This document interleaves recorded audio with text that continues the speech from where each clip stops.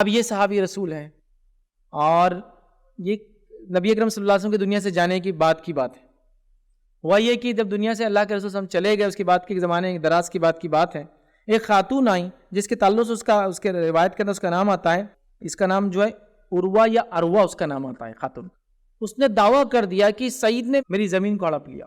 خلیفہ وقت بلایا، کہا سعید ایک کیس آیا ہے اور تمہارے پہ یہ دعویٰ ہے اس خاتون کا کہ تم نے اس کا کھیت لے لیا ہے۔ تو انہوں نے کہا سبحان اللہ، میں ہی وہ شخص ہوں جس نے اللہ کے رسول صلی اللہ علیہ وسلم سے یہ حدیث بیان کی تھی، اور یہی اس کے راوی ہے کہ جو شخص ایک بالش زمین کسی کی دنیا مارے گا، اللہ روز قیامت 7 توق اس کے گلے میں لٹکائیں گا۔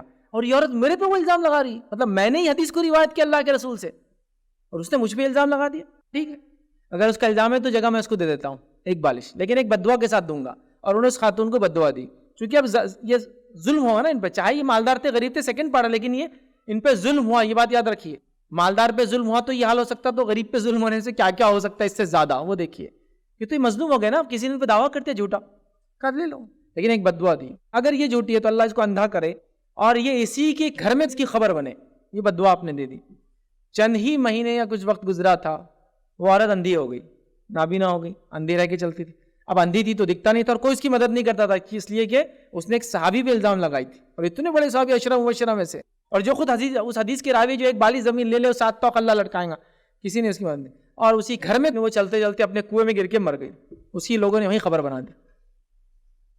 تو دیکھا آپ نے ایک مظلوم کی بددعا، حالانکہ یہ غریب نہیں تھے، یہ صحابی غریب نہیں ہے، لیکن مظلوم تو تھے نا، ان پہ ظلم ہوا، ان پہ الزام لگایا گیا۔ تو مظلوم کی بددعا بہت خطرناک ہوتی۔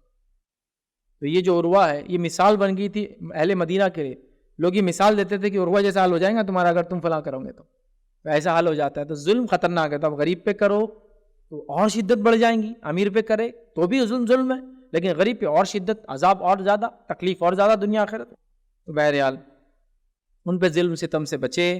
یہ 10 کام۔